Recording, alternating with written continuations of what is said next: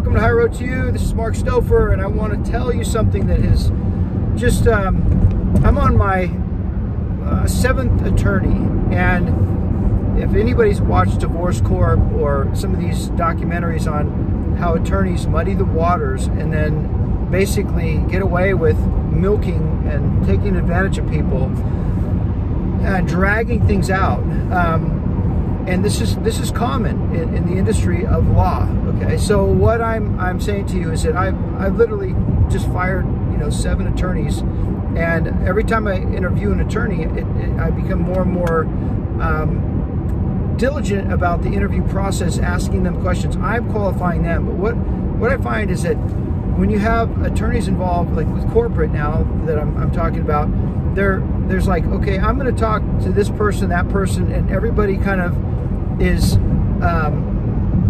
it's what's the best word for it? Like, I'm going to talk to the tax attorney, and then the tax attorney is going to talk to the bookkeeper, and then the bookkeeper, and so I say, why don't we all just, to synchronize, to make this much, much more efficient, have us all come into the same room and talk the same language, so everybody's on the same page about understanding everything that's going on, and it reduces the amount of frustration and time to navigate what exactly needs to be done to move things forward.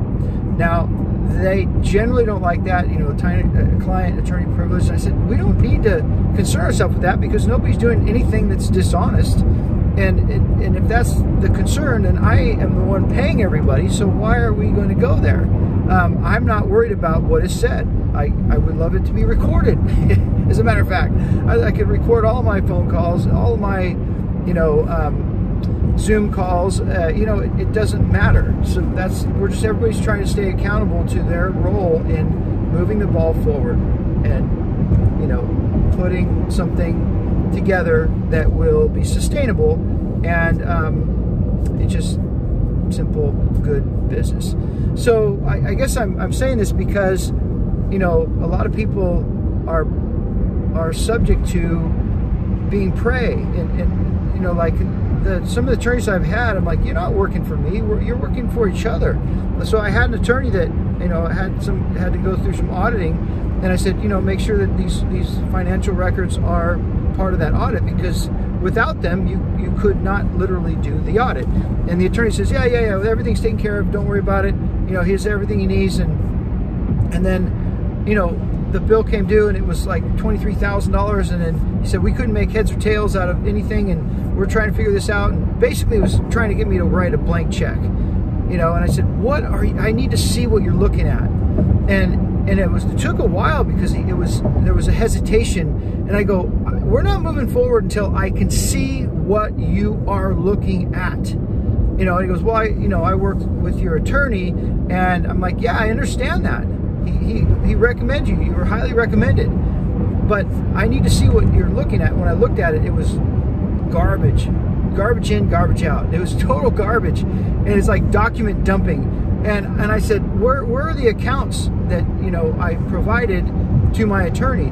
He goes, what accounts? And he didn't know anything about them. And I said, oh my gosh.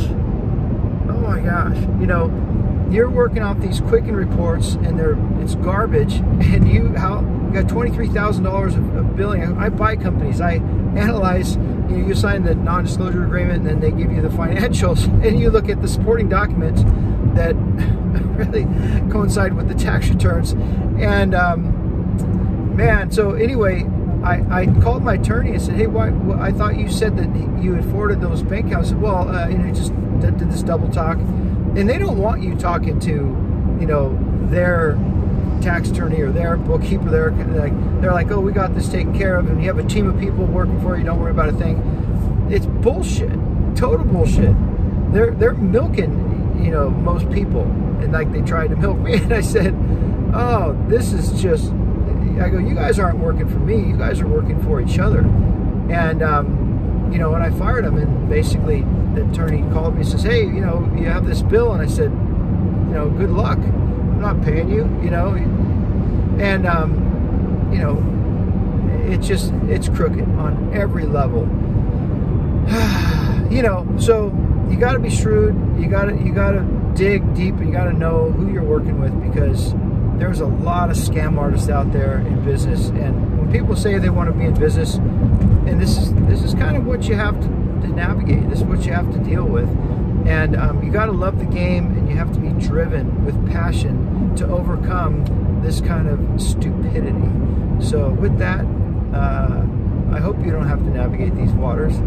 But if you're an entrepreneur, it's highly likely that you do. And when you do, you got to be shrewd, and you got to be firm. And remember, you're paying them; they work for you, not the other way around. And they always try to turn the table on you, like they're so professional that, you know, their advice is all you need to know. And well, they're, you know, laughing all the way to the bank. So be careful. All right, have a great day.